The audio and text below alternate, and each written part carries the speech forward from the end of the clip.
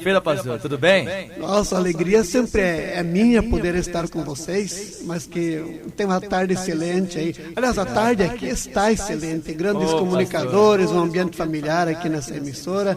E a gente, quando entra por essa porta aí de entrada, a gente já se sente muito bem. Pastor, a gente que admira sempre esse carisma do senhor, sempre que chega aqui, essa simpatia que tem o pastor Elmar, sempre cativando as pessoas, isso é muito importante. E o pessoal que sempre gosta de ouvir o programa Um Olhar para o Vale, pastor Elmar, o programa que vai estar em novo horário agora, pastor?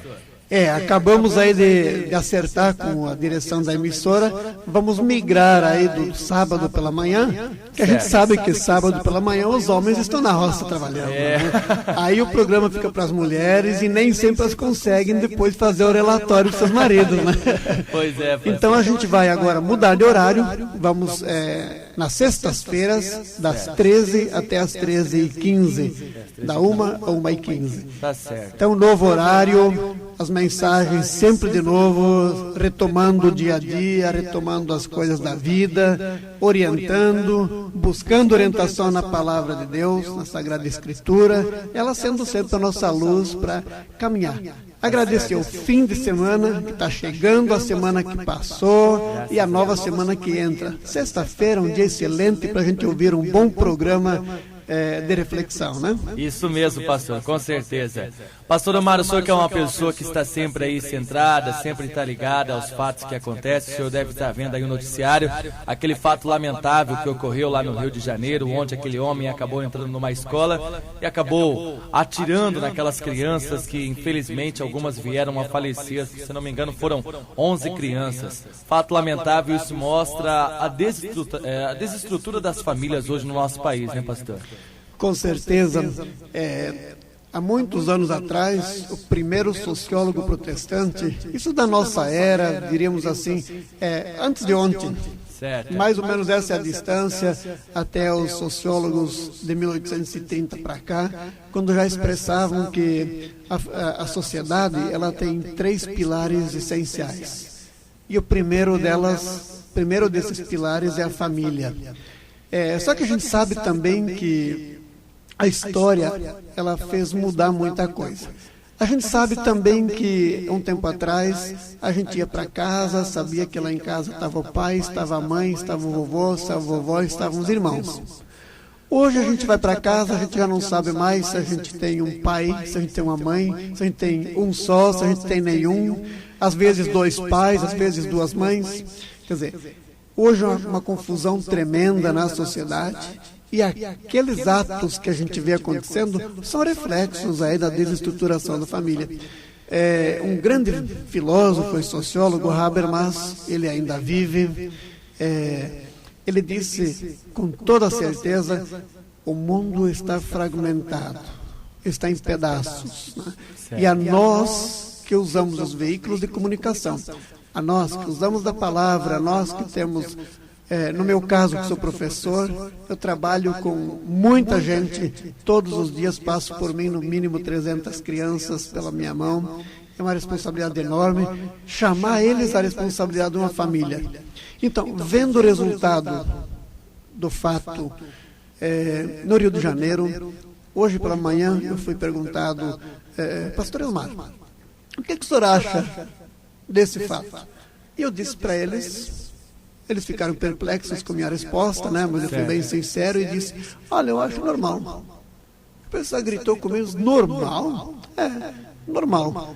Por que normal? Porque é apenas um reflexo daquilo que a sociedade está construindo. A sociedade está assim. Eu sempre costumo dizer, onde estiver mais gente na igreja, onde tiver mais igreja, mais escola, onde tiver mais educação, onde tiver mais família, isso não acontece. Temos que repensar o ser família com toda certeza. A Sagrada Escritura ela é muito clara nisso. Graças a Deus, muita gente está buscando. Agora, também não podemos nos iludir, porque também tem gente que está se aproveitando deste momento para levar vantagens. Exatamente. Né?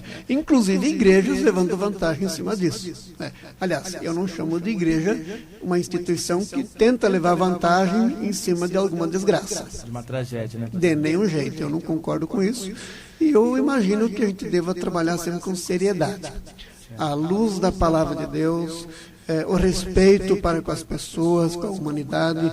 Olha, é muito triste. Passei a manhã inteira lamentando e vendo as notícias, ouvindo as notícias, refletindo sobre elas e pedindo: por que tudo isso? Por que tudo isso? Por quê? E a resposta é sempre uma. A gente, como sociólogo, também como filósofo, a gente sempre, à luz da teologia, a gente diz que essas situações, elas só vão terminar o dia que a miséria acabar. Tudo isso é fruto da miséria. Que tipo de miséria? Não é só falta de dinheiro, não. É falta de casa, é falta de comida, com certeza. É falta de uma família, é falta de uma estrutura melhor da sociedade. Lamento bastante que a gente não tenha tomado consciência a tempo. Tem mais uma questão, a questão do meio ambiente. Meio ambiente, o tipo de alimentação que a gente come está deformando a mente humana, está corroendo o cérebro das pessoas aos pouquinhos. Ah, mas que besteira, a alimentação vai fazer mal para o cérebro das pessoas?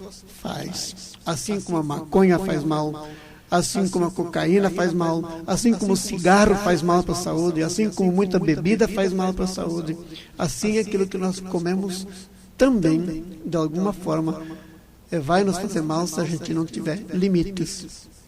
E hoje eu vejo exatamente isso. É comedeira e bebedeira, a gula está instalada. Quem sabe o Quaresma possa nos ajudar um pouco nisso, pois né? Pois é, pastor, com certeza. Quem sabe pode ajudar as pessoas a se conscientizar também, né, pastor? A Igreja Católica, ela tem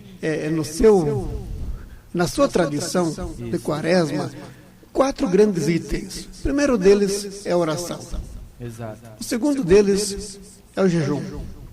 O terceiro deles é penitência. O quarto deles, caridade. Se as pessoas praticarem essas 4 coisas, o mundo muda com certeza. Praticar caridade não é só pegar um prato de comida e dar para o outro. Falar de caridade é muito mais profundo do que isso. Caridade vem lá do grego, a sua raiz, que quer dizer cardia, cardié do latim, quer dizer coração, atitudes do coração.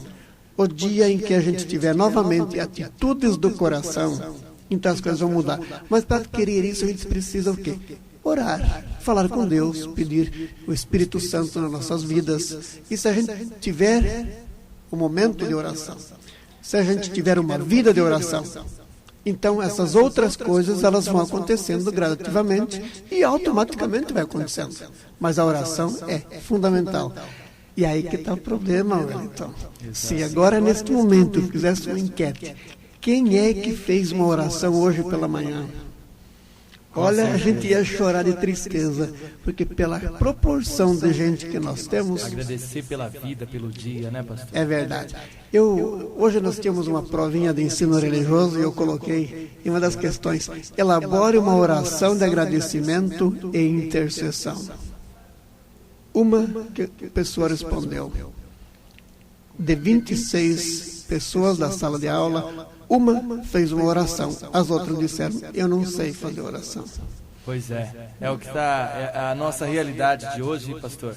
Lamentavelmente, né? As pessoas muitas vezes não estão aí ligadas à igreja, a Deus, e é preciso mesmo para a gente viver num mundo melhor, né, pastor? Com certeza. Se as pessoas tivessem mais sensibilidade, estivessem mais ligados aos ensinamentos que Cristo nos ensinou, eu acho que a Quaresma é uma época boa para a gente pensar sobre isso.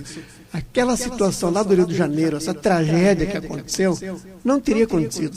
Aliás, falar em tragédia, Deus tem mandado tragédia para o Rio de Janeiro, para Santa Catarina, tem mandado tragédias e mais tragédias e tem dito: olha, gente, eu estou aqui. Até para o Japão agora. Até no Japão agora. Ainda sou eu quem governa o mundo. Exato. Né?